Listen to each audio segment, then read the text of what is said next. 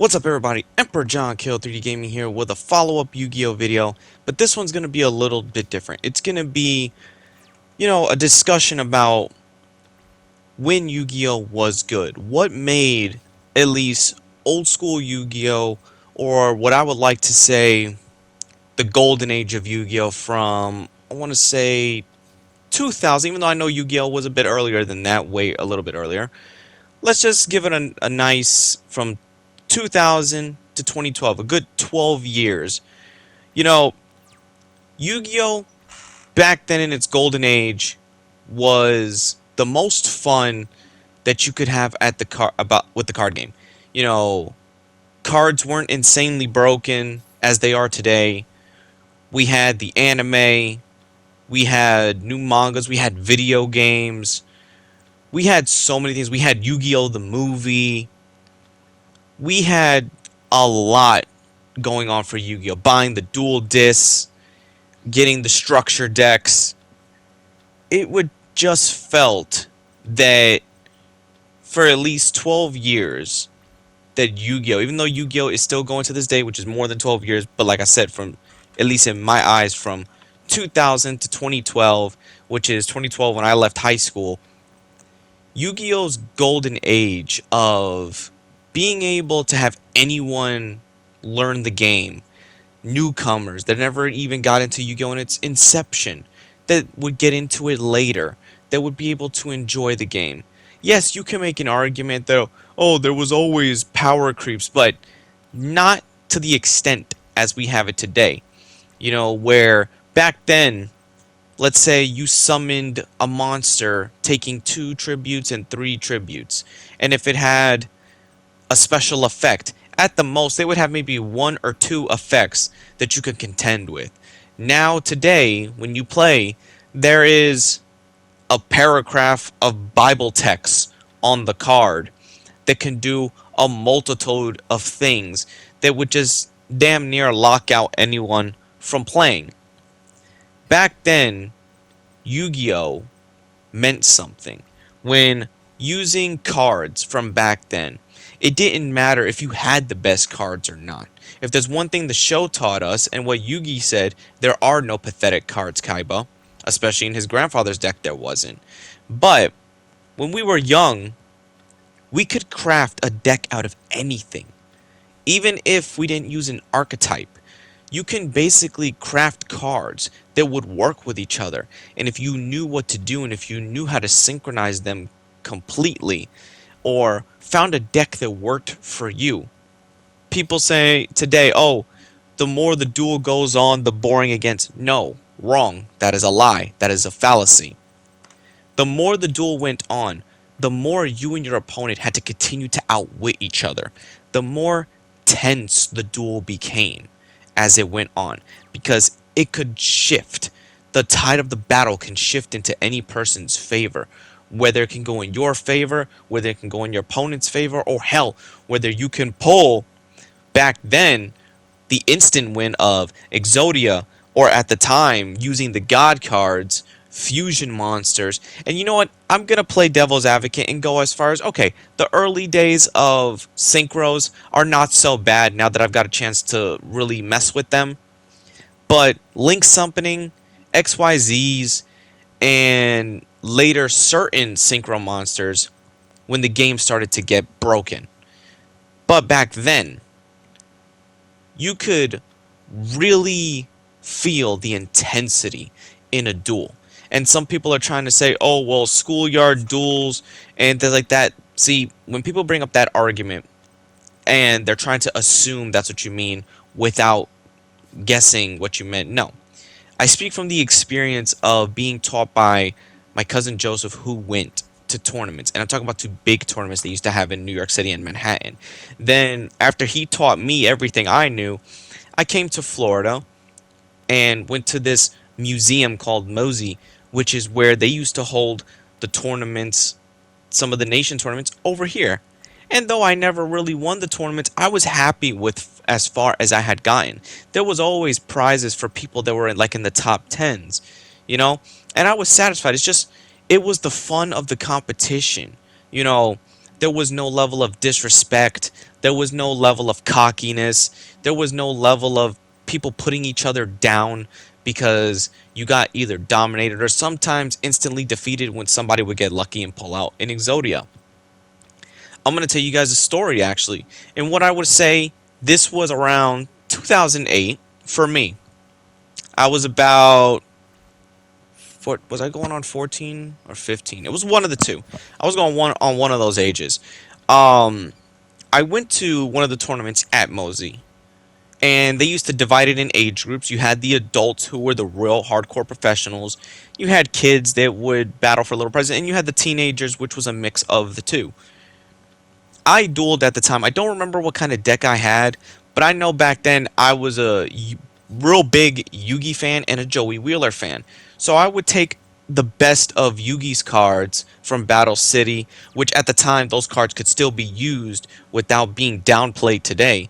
And I took the best of Joey's cards and made my own type of deck with it. My most powerful card in my deck at the time was Exodius the Ultimate Forbidden Lord, because I knew his requirements to use both Exodia and Exodia Necros. And I only had one god card in my deck, and that was Obelisk the Tormentor at the time when he was actually good. And a lot of people say, oh, he's not viable in a tournament. Well, explain how I was able to get to 4th place by using him. And I only had to use him as a last resort, because most of my cards in my deck, being the red Dark Magician. Basically Arcana's Dark Magician, but he's still like a red Dark Magician, which is my favorite looking Dark Magician. You know, you can never go wrong with Blue Eye, not Blue Eyes White Dragon, Red Eyes Black Dragon, and cards of that nature. Jinzo being one of my favorites to stop traps at the time as well. So this duel went on between me and this one guy who had a combination of Merrick's deck and who was this other guy? Damn, I forgot his name. He was one of the other antagonists in the show. Oh, Strings. He had a combination of Merrick's deck and Strings' deck. So it was referenced as almost like a Battle City duel. You know, I had my friends there with me and all that. And the duel went on, if I remember correctly, for at least 50 to 60 turns. And I didn't see no one getting bored. The opponent was bored. He was intrigued. He was a little bit older than me. He was like 17 years old. And he was just impressed that the duel went on for so long. Because me, when I play with cards, see, this is why I don't like archetypes. I like to create decks that are very unorthodox, because I'm an unorthodox type of player. You know, I don't want to seem predictable, because most Yu-Gi-Oh players, when you see them duel today, every archetype, every card is almost predictable. It's just they're broken by nature. Back then, what also added to the factor of why old school Yu-Gi-Oh was so great and better than today's by fact is the unpredictability of what you can do, what your opponent can do. Sometimes you and your opponent could be in a gridlock that you can't get through each other's defenses.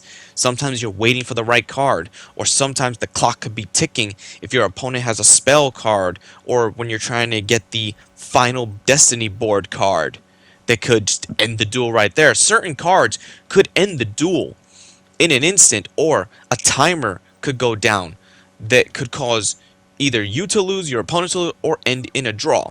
Now, my opponent beat me. I was no shame in the game, but you know what he did? And this was a sign of the greatness of Yu-Gi-Oh back then. He said that I gave him one hell of a battle for somebody who's never dueled at an actual tournament before, because it was my first time. You know, I was just going with the training of my cousin, who he was a professional player until he retired from playing. And I told him how I was trained and how he taught me, and how, you know, the first time I even met my cousin, we met playing Yu-Gi-Oh!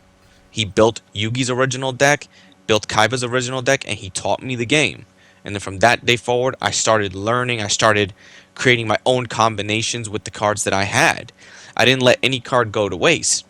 So, at best, at the time, the prize that I had won was I was given at the time it was called EB Games. It wasn't called GameStop yet. I had gotten a $100 EB Games card. But you know what this guy did? He noticed that I was missing one card out of my deck.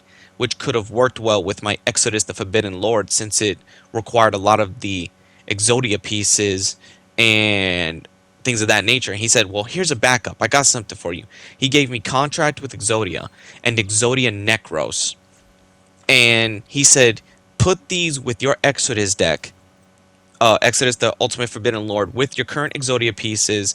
You have I think it's Exodia Unchained, or it's one of the Exodia pieces where Exodia is fully complete, where you don't need the to place the 5 cards down. It's like he's a card that could be played. I just don't remember the requirements at the time. And then when I used to use this at like comic book store duels, because I never really went to tournament duels after that. That was the first time I was ever ready to go to one. It worked out. Hell, it worked when we did high school tournaments and everything like that afterwards. I kind of wished before Yu-Gi-Oh became so broken and those cards deemed the ones I had useless, I wish I could have used those cards at, like, say, the tournament the year after, because it probably would have made a huge difference. But Yu-Gi-Oh today is not the same as it was before. And newer fans, or I like to dub them as the fake fans, this is how they argue for Yu-Gi-Oh. You're a boomer. You just suck. They just use buzzwords. And they like to come up with excuses to make themselves feel better for any excuse they try to make to downplay what you're saying. Because you know why? They don't have an actual argument. Now, there's actually people in the comments of my videos. There's a difference between people who are actually making arguments without having to demean you, or without having to just basically question your intelligence, or just go for the insult game. See, those are true fans, that they could be like, let's agree to disagree. They'd be like, okay, I can agree with you on this. Here's what I don't disagree with, and let me explain to you why. That's how you do it. That's how Yu-Gi-Oh players used to also be. When back then you thought something wasn't good, and they're like, no, no, no, here. It may not be good to you now, but let me explain it. Let me help you out. Let's talk this through. That's also why old school Yu-Gi-Oh was so much better. The community was so much better back then. You know, people had more respect for each other. People didn't just get off to the high of sucking their own blah blah blah blah blah blah to the power of power creep and feeling that they could dominate you in 2 to 3 turns. Because that's not a duel. A duel is not, okay, let me dump all my cards in one turn, get the cards, search through my deck to just pull out any other card I want that could just instantly end a duel in 2 minutes. That's not a duel. That's just a wash. And people who play the game like that prove that they don't have the skills to play a prolonged duel. They want to finish the duel fast because their cards are just made for a short victory burst. It's not, they don't have the capability of playing for an extended amount of time, let alone, it makes me wonder, did these people even play GOAT format at all? Because if you can't respect GOAT format, that means you never loved the game. Because now all I see are people saying, yeah, I love GOAT format, but GOAT format sucked. You don't come across it like that. You can say GOAT format had its problems, yes, but you need to respect where Yu-Gi-Oh started and where it came from and where it is today. Yes, it's not in the best position as many people think it is. And those who think that are the blind fanboys who just, unfortunately, Konami cultivates this mindset by only creating cards for them. And don't get me wrong, every card game has power creep. Magic the Gathering can have its power creep, Pokemon may have its power creep, but none as accelerant as Yu-Gi-Oh! And a lot of people say, you know, the only real experience you can get from playing Yu-Gi-Oh!, or at least one of the modern games, is playing Yu-Gi-Oh! Legacy of the Duelist Link Evolution over Master Duel. Because Master Duel is insanely broken and that game sucks, so I might just have to make a separate video on why that game is a piece of shit. But the only way anyone now can get an authentic experience, or the true Yu-Gi-Oh! Experience, is either playing one of the older games, or a game that allows you to one of the modern games that does allow you to play GOAT format with your friends, or you can mix cards from multiple eras and actually have unique and different duels without having to use broken cards that could just lock your opponent out of playing the game and boom, just call it a day. Still to this day, my favorite Yu-Gi-Oh game is Yu-Gi-Oh! Duelist of the Roses, Eternal Duelist Soul, the Battle City on GBA, Dungeon Dice Monsters, Capsule Monsters, Yu-Gi-Oh! Tag Force, those kind of games. Because anything now, like all the online, like free Yu-Gi-Oh! PC games that just allows you to break the game, those games suck. The only good modern Yu-Gi-Oh! Game is the one you see in the footage in the background, Legacy of the Duelist Link Evolution. Because at least, even if there's broken cards in there, you could have the decency with your friends to not use those overly broken, retarded cards. You guys can use all the cards you want, but still have the respect of like, okay, let's not play the stuff that ends the duel in 5 minutes or 3 minutes. Let's use cards that can give us an extended, intense, lengthy duel. You know, where we don't know what my opponent is going to pull.